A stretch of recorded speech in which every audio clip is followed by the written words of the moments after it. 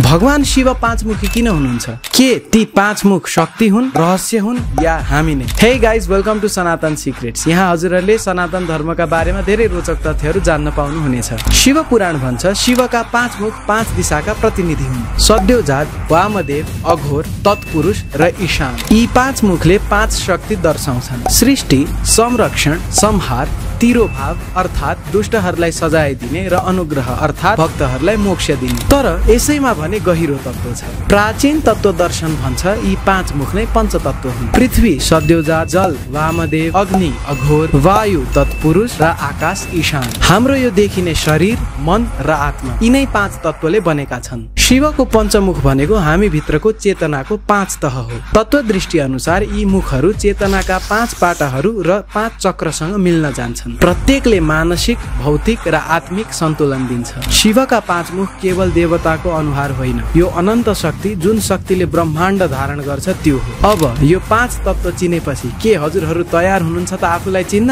यदि हुनुहुन्छ भने कमेन्ट गर्नुहोला। साथै यस्तै अन्य भिडियोहरूका लागि हामीलाई फलो गर्न नबिर्सिनुहोला। धन्यवाद।